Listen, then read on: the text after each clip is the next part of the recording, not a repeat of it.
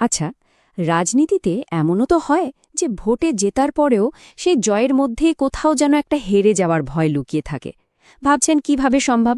চলুন আজ ত্রিপুরার একটা আসনের ফলাফলকে একটু ব্যবচ্ছেদ করে দেখি। কারণ সংখ্যাগুলো এখানে যে গল্পটা বলছে তা কিন্তু বেশ অবাক করার মতো। আমরা ফোকাস করছি উত্তর ত্রিপুরার কদমতলা কুর্তি আসনে। দেখুন, এটা একটা গ্রামীণ কেন্দ্র, আর এখানকার স্থানীয় লড়াইটা বলা যেতে পারে পুরো ভারতীয় রাজনীতিরই একটা ছোট প্রতিছবি। এখান থেকে অনেক কিছু শেখার আছে। তো ২০২৩-এর নির্বাচনে কি হল? ক্ষমতাসীন দল সিপিআইএম এর প্রার্থী ইসলামউদ্দিন প্রায় ৪৯.৬৫% ভোট পেয়ে জিতেছেন। প্রথম দেখায় মনে হবে এটা তো বেশ পরিষ্কার একটা জয়। কিন্তু আসল ব্যাপারটা লুকিয়ে আছে এই সংখ্যাটায়। ২০১৮ সালের নির্বাচনের সঙ্গে তুলনা করলে দেখা যাচ্ছে তাদের ভোট কমেছে প্রায় ৭%। জয় তো হলো, কিন্তু ভোটের এই বড়সড় পতন একটা বিরাট প্রশ্ন তুলে দিচ্ছে, তাই না? আর এখান থেকেই আমাদের আজকের বিশ্লেষণটা শুরু হচ্ছে। মানে কখন একটা জয়কে শুধু জয় হিসেবে না দেখে ভবিষ্যতের জন্য একটা সতর্ক সংকেত হিসেবে দেখা উচিত। পর্দার আড়ালে আসলে কি ঘটছে, চলুন সেটাই খুঁজে বের করি। এই রাজনৈতিক ধাঁধার উত্তরটা পেতে হলে আমাদের একটু ইতিহাসের দিকে তাকাতে হবে, বিশেষ করে গত ৩ দশকের ভোটের রেকর্ডের দিকে। চলুন দেখি সংখ্যাগুলো আমাদের ঠিক কোন দিকে নিয়ে যায়। এই টাইমলাইনটা একবার দেখুন, দেখলেই বোঝা যায় এই আসনটা বরাবরই একটা রুদ্ধশ্বাস লড়াইয়ের ময়দান। প্রথমে লড়াইটা ছিল মূলত সিপিআইএম আর কংগ্রেসের মধ্যে, আর জেতার ব্যবধান থাকত খুবই সামান্য। কিন্তু ২০১৮ সাল থেকে খেলার পুরো চালটাই বদলে গেছে। প্রধান প্রতিপক্ষ হিসেবে উঠে এসেছে বিজেপি। এই দেখুন ২০১৮ সালের ছবিটা। সিপিআইএমে ঝুলিতে ছিল প্রায় ৫৭% ভোট, মানে যাকে বলে এক কথায় অপ্রতিরোধক জয়। তখন অনেকেই হয়তো ভেবেছিলেন এই দুর্গ ভাঙা প্রায় অসম্ভব। আর এবার ২০২৩ সালের চিত্রটা দেখুন, কি নাটকীয় পরিবর্তন! ব্যবধানটা কতটা কমে এসেছে। বিরোধী দল বিজেপি নিজেদের ভোট অনেকটাই বাড়িয়ে এখন ক্ষমতাসীন দলের একেবারে ঘাড়ে নিঃশ্বাস ফেলছে। তার মানে কি দাঁড়ালো?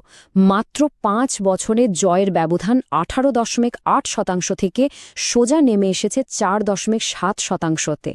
এটা শুধু একটা সংখ্যা নয়, এটা ক্ষমতাসীন দলের জন্য একটা বিরাট সতর্কবার্তা। এই সংখ্যাগুলো শুধু ভোটের হারজিত নয়, এর পেছনে আছে মানুষের আশা-আকাঙ্ক্ষা। আমাদের সংবিধানে প্রত্যেক নাগরিকের সম্মান আর মতপ্রকাশের স্বাধীনতার কথা বলা আছে। তাই এই ডেটা বিশ্লেষণের মাধ্যমে আমরা আসলে বোঝার চেষ্টা করি মানুষ কি বলতে চাইছে। কিন্তু প্রশ্ন হল, এই সংখ্যাগুলো এভাবে বদলে গেল কেন? কারণটা হল মাঠের বাস্তব পরিস্থিতি, মানুষের মনে জমে থাকা ক্ষোভ আর হতাশা।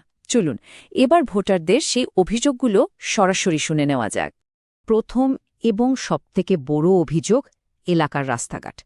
কদমতলা রানীবাড়ির রাস্তার অবস্থা এতটাই খারাপ যে তা সাধারণ মানুষের দৈনন্দিন জীবন, ব্যবসা বাণিজ্য সবকিছুর ওপরে খারাপ প্রভাব ফেলছে।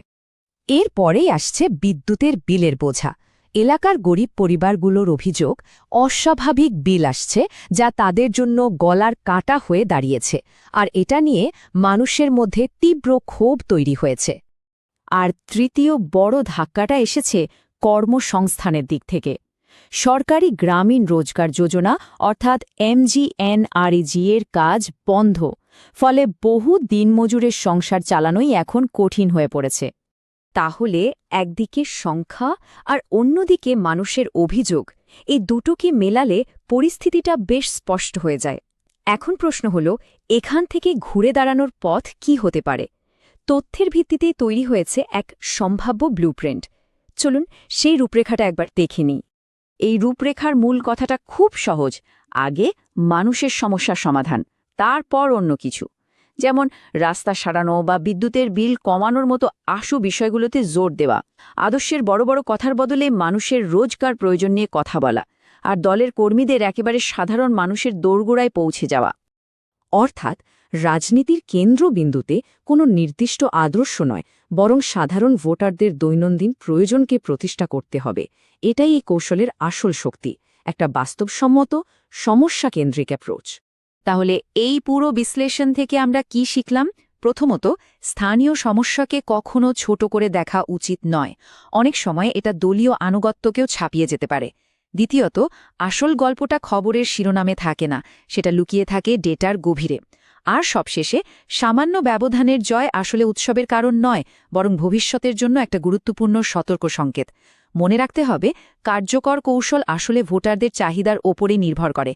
এটা গণতান্ত্রিক প্রক্রিয়ার মূল কথা, মানুষের সম্মান রক্ষা করা এবং তাদের কথা শোনা। আর এই তথ্য আদান-প্রদানের যুগে মানুষের ব্যক্তিগত তথ্যের সুরক্ষা নিশ্চিত করাটাও সমান গুরুত্বপূর্ণ। সম্মতি ছাড়া কোনো তথ্য ব্যবহার করা শুধু বেআইনি নয়, এটা মানুষের আস্থারও পরিপন্থী। তাহলে শেষ প্রশ্নটা এটাই, জাতীয় ইস্যুর এই ঝড়ের মধ্যে একটা ভাঙা রাস্তা বা একটা বাড়তি বিদ্যুৎ বিলের মতো খুব সাধারণ স্থানীয় সমস্যাগুলো কি সত্যি ভোটের বাক্সে শেষ কথা বলার ক্ষমতা রাখে? উত্তরটা আপনারাই ভাবুন। যদি আপনি একজন জনকেন্দ্রিক নেতা হয়ে আপনার নির্বাচনী এলাকাকে উন্নত করতে চান, তাহলে blueprintstrategies.ai এর সাথে যোগাযোগ করুন, mgr@blueprintstrategies.ai এই ইমেল আইডিতে, অথবা ফোন করুন 08042041602 নম্বরে।